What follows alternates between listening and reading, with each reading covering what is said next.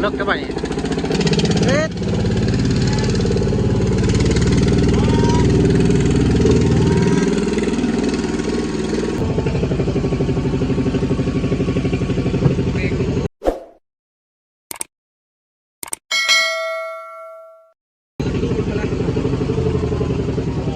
ไปครับทีมงานเจ็ดแสน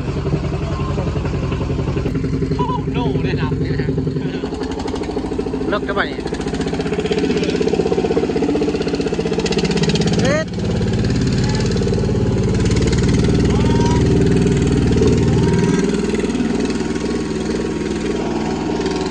พาแล้วลองโหยนะลองโหยห้ามโหยนะมาชมนี่นะทางกันยากๆนิดจังน้อยมาครับทีมงานเจ็ดแสน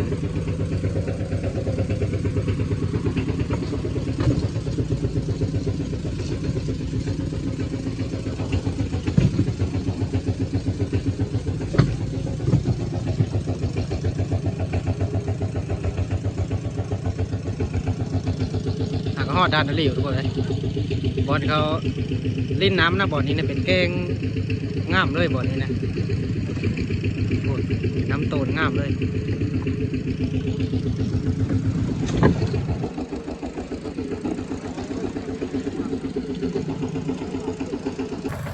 ไปทุกคนเลยเดี๋ยวสิพาไปเบิ่งบอลนั่นแกงบอลเขาลิ้นนะตรงนี้ย่ามพลแล้วน้ำมันลายแหละจะได้เขาขึ้นมาลินมีแต่เขาขึ้นมาลินนี่นะทุกคน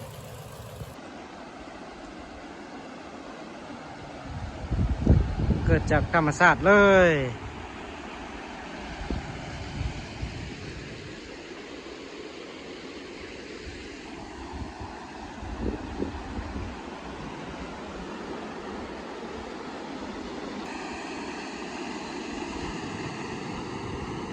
ก่อนเขามาลินนะนี้แหละก่อนเลยมันเป็นแกงใหญ่เลยลงมาปีแหละปุ๊บ บอลเขาขึ้นมาลินนะนี่ก็เป็นด่านอลีอยู่นะทุกคนเลยว่าเป็นนักเลือกาที่ตามส้มไปน้ำกันทุกคนเลยตอนนี้กำลังเดินทางขึ้นป้านะทุกคนเลยขึ้นป้า3 คนว่ารอบนี้สิมานหรือประมาณก็เป็นนักเลือกาที่ตามส้มไปน้ำกันทุกคนเลยลุ้นไปน้ำกันนี่แหละ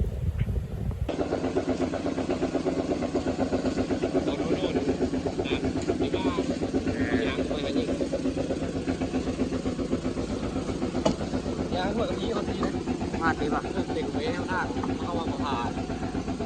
เขาวางกันนั้นเลยวางทับผ่านโอ้ได้รอดไหมทำไปโอ้ขำไปยังดีเลยนี่ขำไว้โหดเลย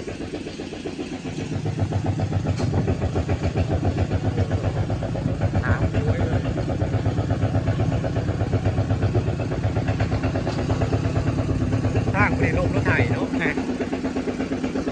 ทางเขาเอาไม้แล้วก็ทางโคตรครับทุกคนเอ้ยสลายแห้ง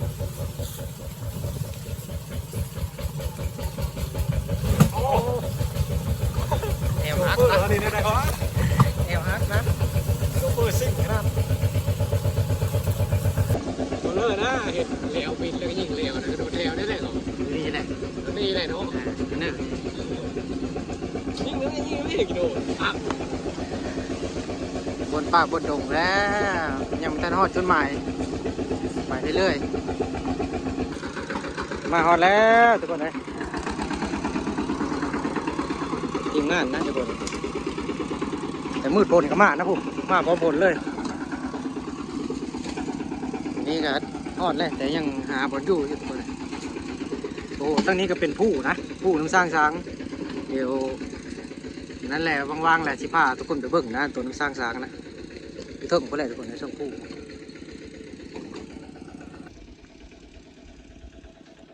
นี่ทุกคนเลยตัวนี้แหละผู้น้ำสร้างช้างนี่ตัวนี้แหละแต่มันมีน้ำสร้างช้างแต่น้ำบ่แห้งอยู่เถอะทุกคนเลย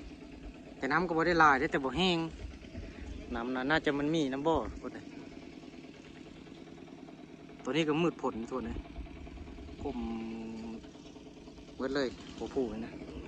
แต่ทีมงานกับรถข้านั่นนะก็ได้การอยู่หอดแล้วทุกคนเอ้ยพูดสร้างทุกคนเป้าหมายจะขึ้นอยากขึ้นมานะอยากขึ้นมาชมบรรยากาศ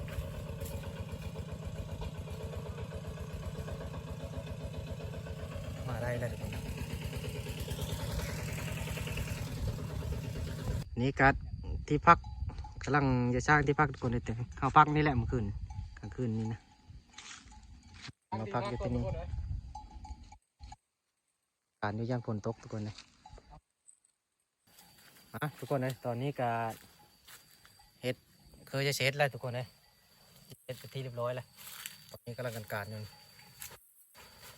การอยู่ผ่านแก้วกับดึงไปยางตุ่งอยู่นี่พักกันนี่แหละทุกคนเลยมือแรงนี่แต่กลางไว้ยันฝนตกทุกคนเลยบอลลบผลได้ห้าวแล้วนี่ทุกคนเลยอันนี้แหละเขาเอิ้นว่าทำเฉเอิงนะทุกคนนอนนะเป็นมังอยู่หอยโง่นะมันห้าวมากินแบบมันเข้มมันเข้มนะมันห้าวมากินทุกคนพอขึ้นมากันขึ้นมาแถวทรายผู้สูงนี่นะบนที่พักเขานะลักๆอะเป้าหมายเขามาก็มีแต่มานี่มาทำเฉเอิงนี่ทุกคนเฮ็ดที่พักเติมทุกคนเลยบนดังไฟก็มีนะดังคักเลยนะตกแห้งนี่โอ้ยบนต้องย่านทุกคนเลยลงอยู่นี่ก็ได้นี่นอนได้3 คนนะ3 คน4 คนทุกคนเลยแต่เฮาชีอันนั้นแหละที่พักแล้วเฮาชีออกไปหาละเลงทุกคนก่อนสิได้ผลึกกาติดตามส้มไปน้ำกันทุกคนเลยลุยขึ้นมาทางเนี้ยก็น่าจะมีโชคหมานอยู่แล้ววะทุกคนเลยตอนนี้ก็กำลังเยอะให้กินนะทุกคนเลยทำมาแตงทุกคนเข้าเขากันเข้าง่ายทุกคนเลยเข้าง่าย3 โมงแล้วไปแต่3 โมงเลยกินข้าวนี่เขาก็เลาะบางแถวผู้ไปแล้วทุกคน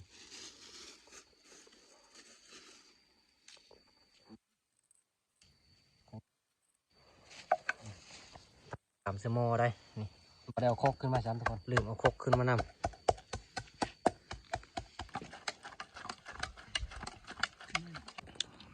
มาทุกคนเลยกินข้าวน้ำกันแล้วแหละตำซั่วมักแตงกับผ่านยีผ่านแก้วทุกคนนะเอาทำกันทุกคนทำยังไงลูกมาแตงได้ทุกคนกี่คำก็ยังเหมือนเดิมผู้เจ้ากระจวดในจังหวัดโอ้เนี่ยนะด่านี่สิยังด่า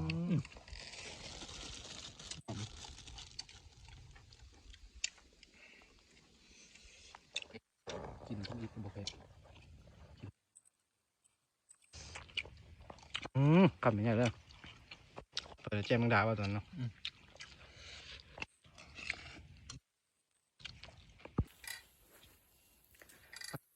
ตอนนี้ก็พากันออกไปหาตัดแรงนะทุกคนเลาะอันตีนผู้นี่เลยทุกคน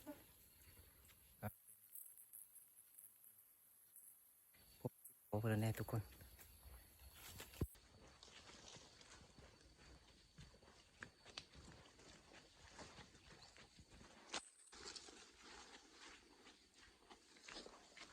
ไปคนในตอนนี้ก็สาวเบื้องหน้าผานะดูชงสูตรนะทุกคนนี่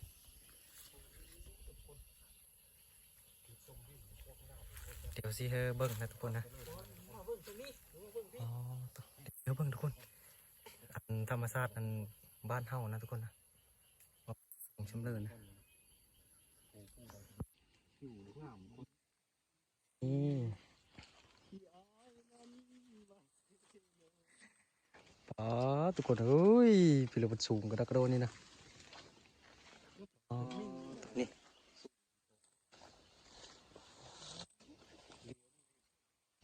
ผู้ผู้เพราะว่าตอนนั้นน่ะผู้ห้วยมาซ่านบ่แม่นบ่พระผู้ผู้นี้บ่อ๋อทุกคนเอ้ยบรรยากาศลมเย็นจะโจยลมพัดทางมานี่เหาะน่ะหองอยู่หลุมพวกนั้นทุกคนเลยอันนี้แหละคือหน้าผาเลยทุกคนเดี๋ยวจะให้ชมธรรมชาติอ้ามมากับสองในผ่านทุกคนเลยผ่านเพิดกับผ่านแก้วทุกคน ตอนนี้กำลังจะเป็นเยอะถ่ายคู่กันนะแต่ขน้องเช่นยกจูบังพูเลอร์กันว้าทุกคนเลย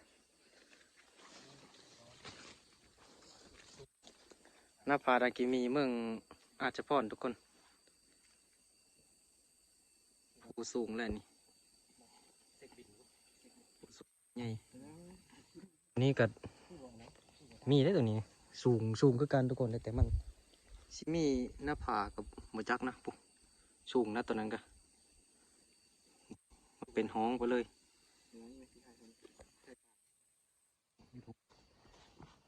คอยกับปากกาเย่บางทุนน่าจะประมาณ300 เมตรหรือ400 เมตรความสูงทุกคน ไทยกว้างวะ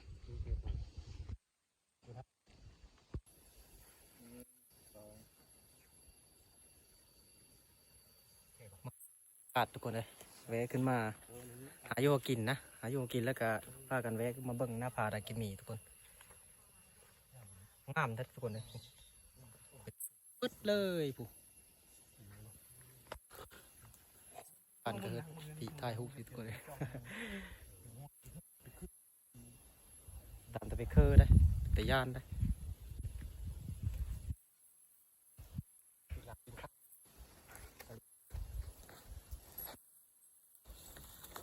เอาขึ้นมานี่เขาว่านะเขาเห็นลิงทุกคนเลยมีลุงแต่มามันไม่เห็น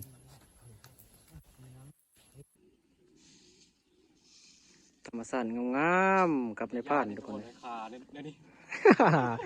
กาสั้นเลยทุกคนเลย เป็นญาติเป็นมิ่งเลย ความสูงอย่าเว้าทุกคนเลยผมกิมมิ่มอยู่เดี๋ยวจะซูมให้เบิ่งนะ สุดยอดเลยอันมาแคมปิ้งนะเอาเต็นท์มากางนี่ บรรยากาศทุกคนเลย โดนชมวิวงามที่สุดนะอิ่มเนาะ ตอนนี้ก็ที่พากันไปหาโลเบิ่งนะทุกคนเลยว่ามันจะได้เพื่อนนี่เอาบ่ยิงไหม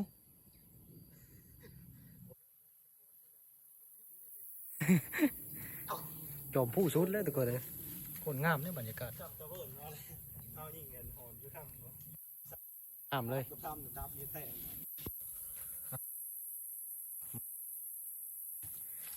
เบิ่งทุกคนสมัยโบราณนะแต่เขาเอิ้นว่าน้ำสร้างสร้างมาฮอดกระเบายีก็จัดการทันทีทุกคนเลย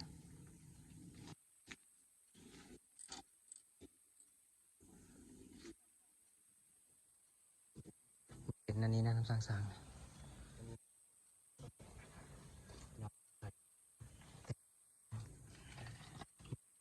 ไปเลยนี่ยาวไปเลยนี่แต่ทั้งมาก็น่าจะมากระบอนนี่แหละ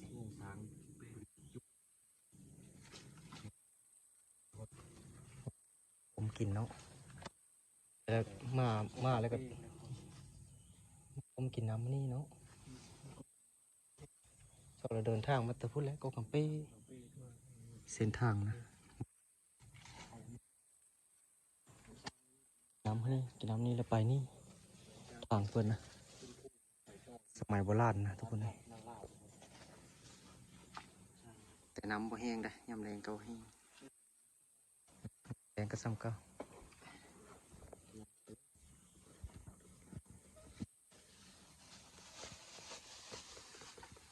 ทางเนาะมานี่มาแต่เดินทางมันตัวพุ่นแล้วเนาะทัดลงพุ่นแล้วเนาะน้ำนี่แล้วก็ขึ้นไปท่านั่งเล่า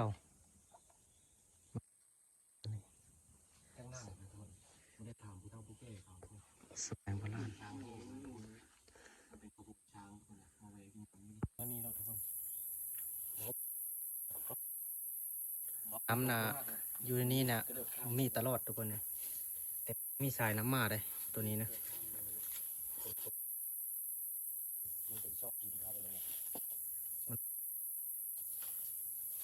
อ่านตะเก่าพวกแหละ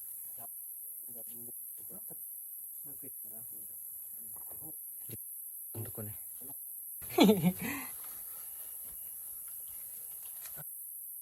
ลองกินลองเบิ่งเลยทุกคนเลย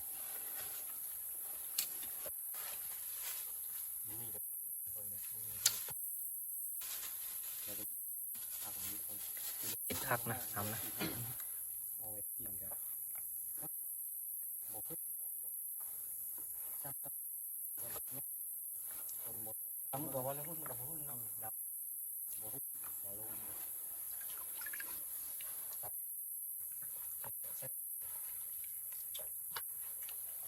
แซ่บกว่าน้ำอยู่บ้านหน่อย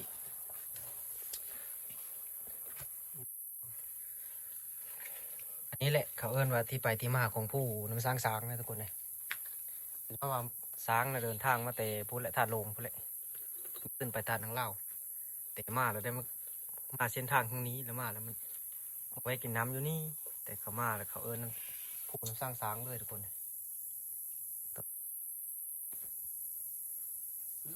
ก็จะเดินทางลงนะทุกคนเลยงาน